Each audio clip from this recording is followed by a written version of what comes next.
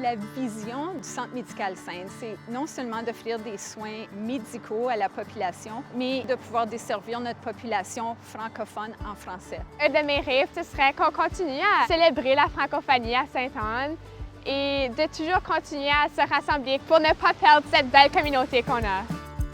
Saint-Laurent, c'est la plus belle place au monde. Il y a vraiment une joie de vivre ici, puis tu vois que c'est vraiment une communauté bien tissée. Les Métis ont déménagé à cette location environ les 1800. C'est une place historique pour les Métis du Manitoba. Il y a quelque chose de spécial ici à La Bois-Crée. C'est la langue, c'est la culture, puis c'est les gens de La Bois-Crée. Le hockey, c'est une tradition. Je pense aussitôt qu'il y avait du monde ici, on trouvait une place à patiner. Mais si tu cognes à la porte à quelque part en fin de semaine, puis il n'y a personne là, et les chances sont à l'aréna. Mes plus grands souhaits pour l'avenir du village, ce serait qu'on puisse continuer à maintenir cette identité francophone.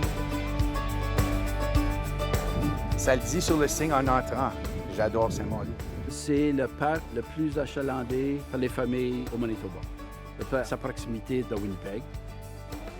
La grotte a été construite en 1896. Le pèlerinage au mois d'août, c'est tout le temps bourré de monde. J'ai espérance que les jeunes qui sont ici aujourd'hui vont voir Saint-Malo comme étant ce beau petit diamant dans leur vie. Moi, j'écrirais la francophonie dans le sud-ouest comme famille. Saint-Léon est reconnu beaucoup pour le bénévolat. On est une grosse famille. Ça se voit beaucoup dans le souper paroissial. Toute la communauté se met ensemble.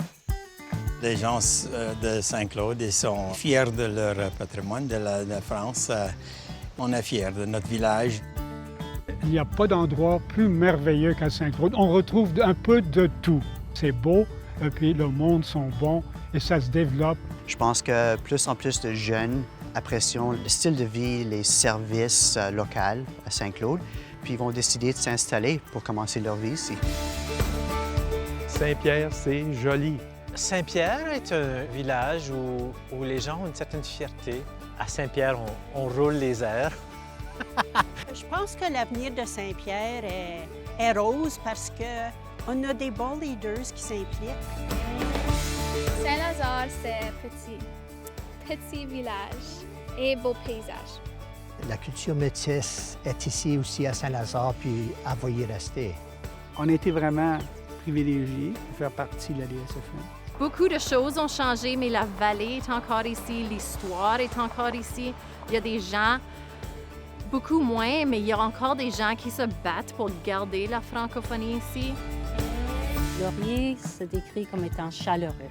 C'est ici que mon cœur est. On est le capital des bétails du Manitoba. Moi, je me retrouve en 11e année à l'école Jour de Plaine et moi, j'adore l'esprit familial. On pourrait même dire que Saint-Norbert, c'est le berceau du Manitoba. C'est vraiment parfait comme petit village, mais Winnipeg tout en même temps. C'est comme le meilleur des deux mondes. Les Métis ont joué un très grand rôle ici à Saint-Vital, Saint-Boniface et Saint-Norbert. C'est encore une communauté qui tient à ses racines, qui tient à son patrimoine. J'espère vraiment pour le futur que les jeunes vont avoir ces occasions-là de vivre en français dans leur communauté. La communauté à Saint-Adolphe est vraiment une communauté vraiment vibrante, qui a la joie de vivre, je dirais. Je dois dire que Saint-Adolphe, il est dans mon cœur ici, là. Bien, si vous n'avez jamais vu ce que c'est les prairies à perte de vue, jour de plaine, il faut venir à Sainte-Agathe. Sainte-Agathe, pour moi, c'est la meilleure place pour vivre. Vous êtes tous bienvenus.